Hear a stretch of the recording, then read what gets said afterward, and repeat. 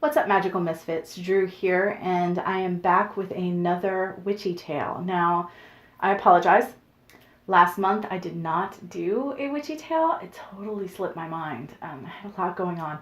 But even beyond that, it's getting harder. I'm coming to the end of my stories. I don't have very many more witchy tales to share.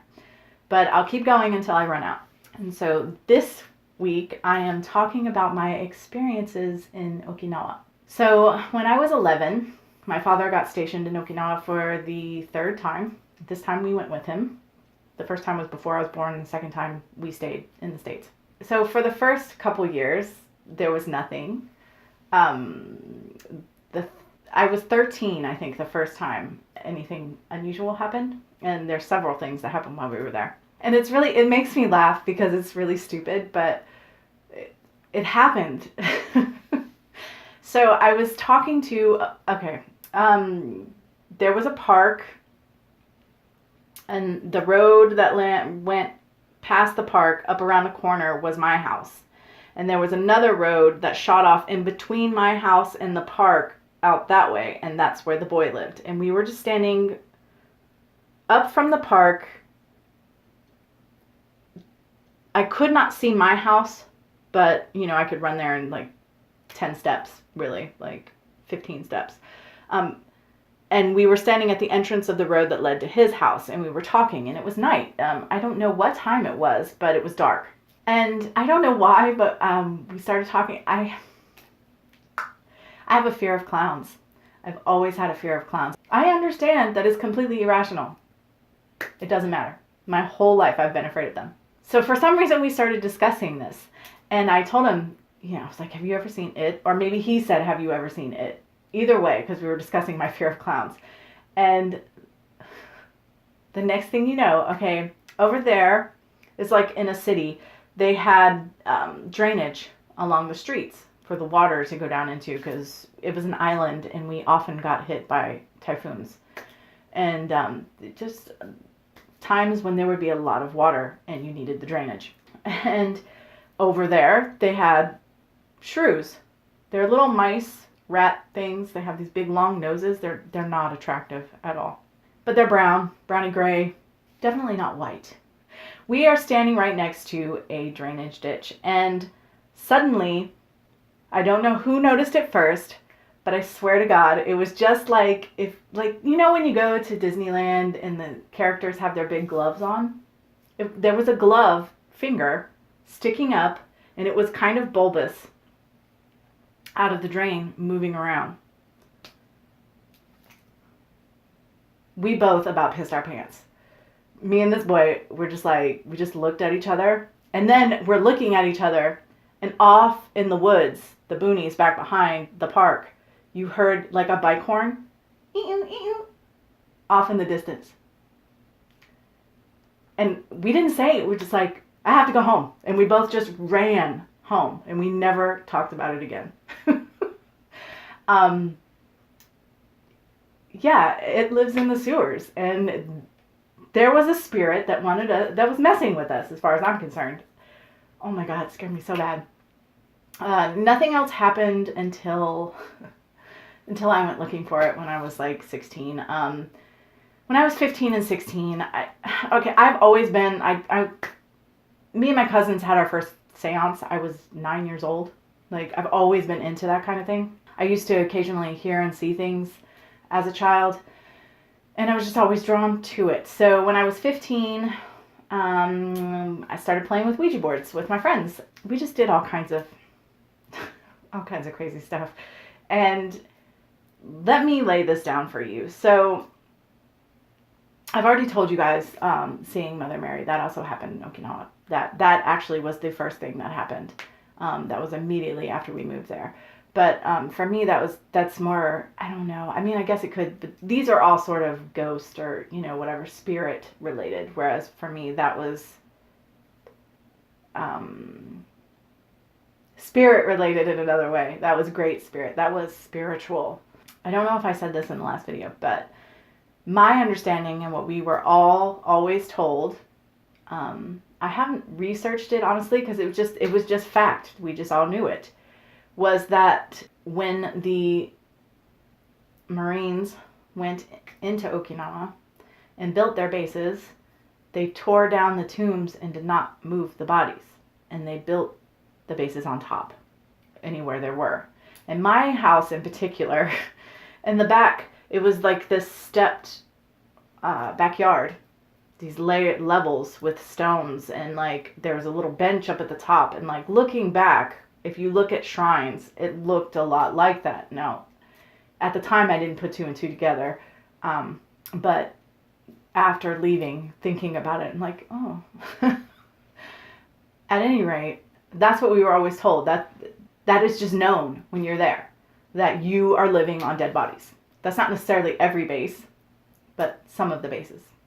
Because the whole island is in a graveyard.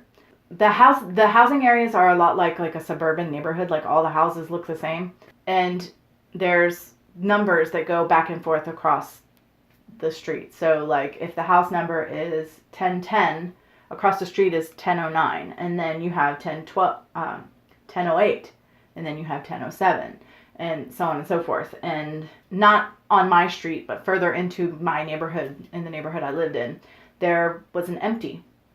So like it was 1010, nothing, 1008, 1007, 1011 back here, nothing in between. And the house number is missing, and it's an empty plot of land. That's really weird. It was the only one that was like that. And honestly, I never, we would walk the neighborhood. I didn't like it. I wouldn't go there. And the rumors were people wouldn't stay there. Military families would move in, and they'd be like, get us out, put us anywhere. And so they tore it down because there was just so much, I don't know, activity. So me and my friends play with Ouija boards all the time at my house. And there's just so many times that we would be told things that we shouldn't. And I don't even mean okay, one of my girlfriends and I would be on, or maybe even, one of my guy friends and I would be on. And there would be somebody else. There was always a group of us. There would be somebody else who wasn't touching the board at all, and it would tell us things that we shouldn't know. Nobody touching the planchette would know. One time, one of our friends came and we were doing it, and he sat down, and it told us of his prior activity, very detailed.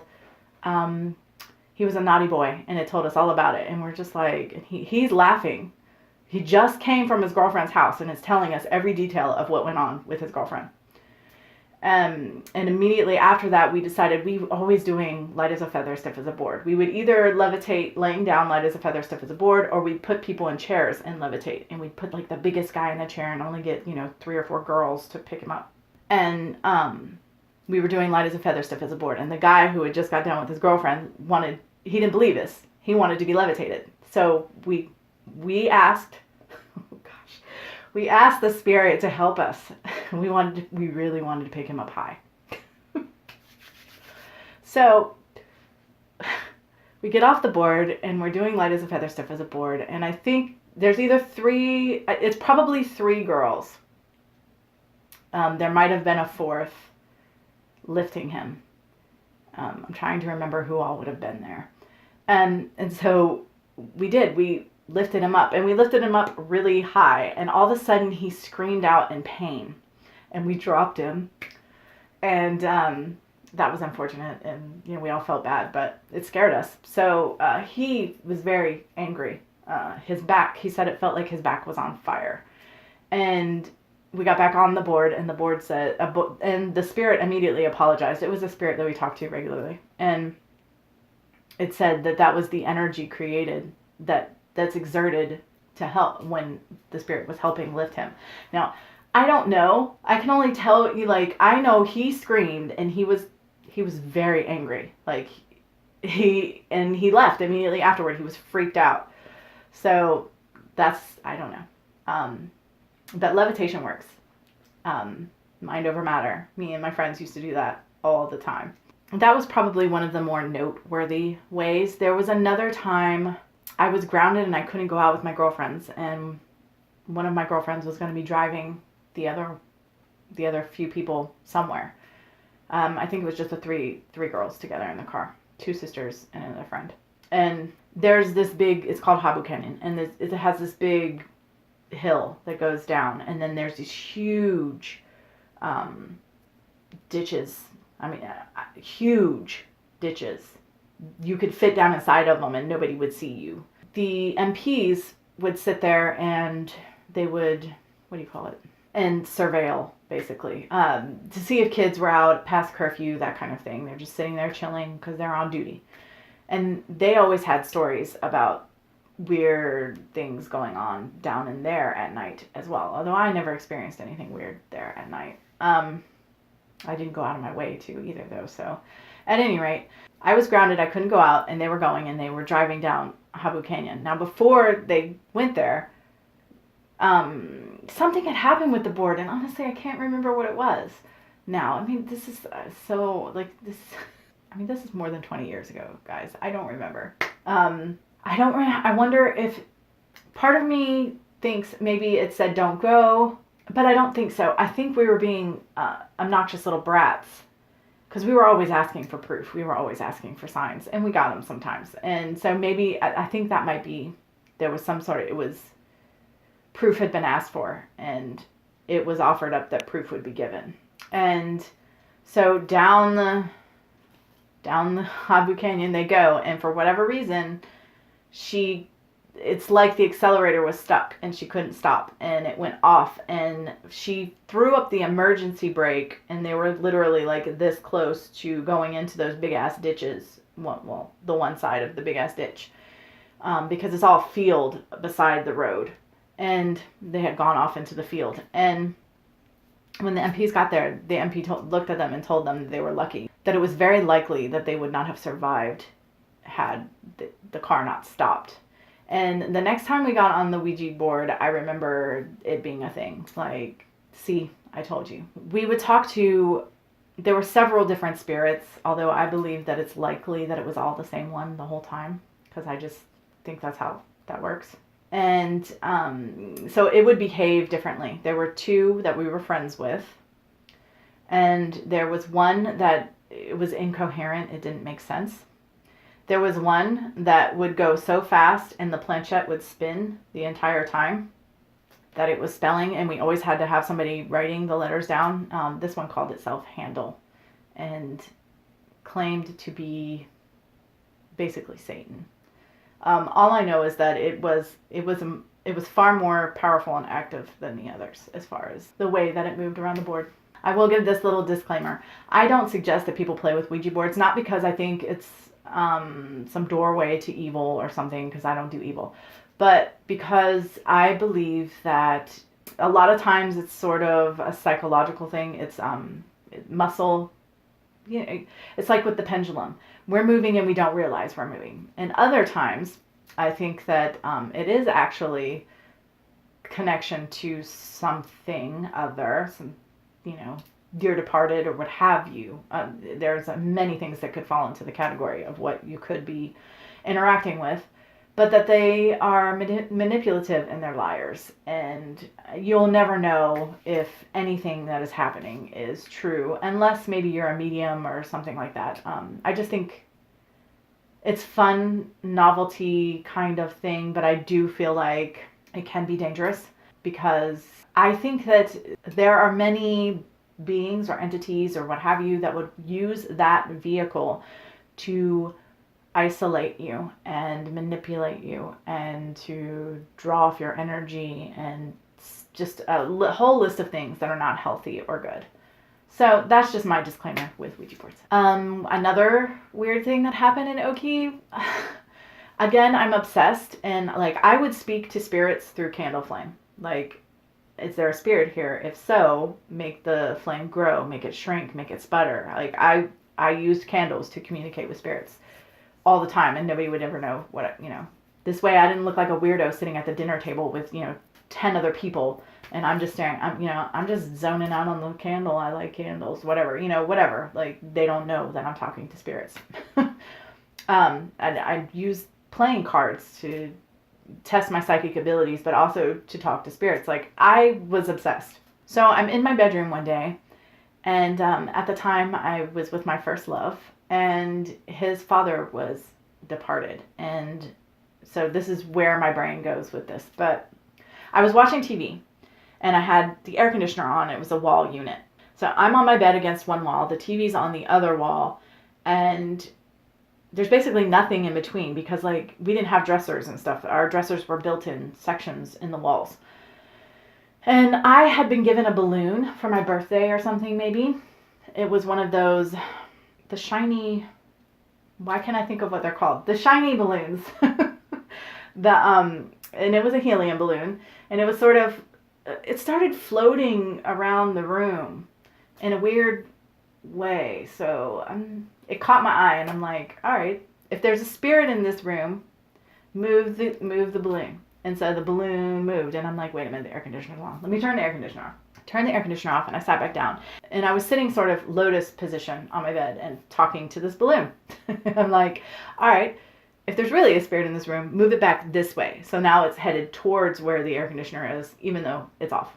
And it takes a minute, but it does. It bit bops around the room. And I'm like, all right, if you're the spirit of a loved one of someone I know, drop the balloon in my lap. And I put my hands out like this in my lap on my legs, and it's just bit bopping around the room. And honestly, I forgot all about it. And I'm just watching TV. I'm like, there's no ghost in this room. And I'm just watching TV, just sitting there. And I shit you not, the balloon comes and just deflates enough that it doesn't float anymore. It just lands in my lap. And immediately I threw the balloon out of my lap and ran out of the room. Oh, there are lots of other stupid little things, but it would take all day. And again, most of them are kind of stupid anyway. And a lot of them, I'll never really know. Like, did somebody do that? Was it a trick? Was one of my friends messing with me? Or, you know what I mean? When the balloon thing happened, I was home alone and I was the only person in the room. The last really big thing that happened while I was in Oki, the day we moved out of our house. So we had to, you completely clean the house out, and you leave the furniture that was supplied by the military. Like if you bought any of your own furniture, of course that's already gone, shipped out. Everything was shipped out already. All the boxes were gone. When we finished cleaning, we were leaving and going to a hotel that we would be staying in. I think we only had to stay for a week before we actually left.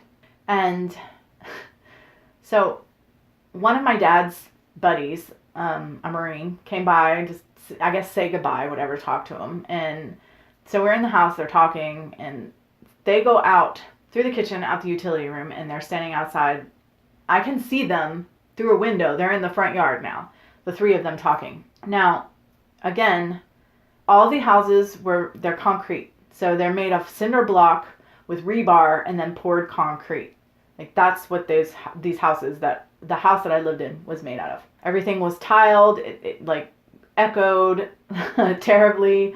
All the doors were big, heavy metal doors. Even the storm door was a big, heavy metal storm door because we would get really, really bad typhoons. Because again, we're a tiny little island in the middle of the ocean, and if a typhoon comes over top of us, it's still over water. It could just sit there and build its strength while wrecking the island. So everything was hardcore legit. So they had gone out and closed the doors, and suddenly the door opened, slammed, opened again, slammed again. And I was just like, okay, they're not happy we're leaving. I was 11 when we moved in that house, and it was 2 months before my 18th birthday when we left. So we had lived there for quite a while. And I genuinely felt like the spirits didn't want us to go, basically, is what I got from that. I told my parents, at least I told my mom what happened, but my mom wouldn't talk about any of it. We came back to the States. I told her there's another thing that used to happen constantly in that house was you would walk into the kitchen, and it was only in the kitchen. It felt like somebody would grab the bottom of your shirt and pull really hard, tug on your shirt. I told my mom about that, and she was like, yeah, that used to happen to me too. And I'm like, really? And she was like, lots of things happen there. I'm like, really, what? And she wouldn't talk about it. It upset her. So that's basically my little stories from my time in Okinawa. That's my weird teenage witchy tale. So yeah, as always, guys, thanks for listening, and until next time, much love and gratitude.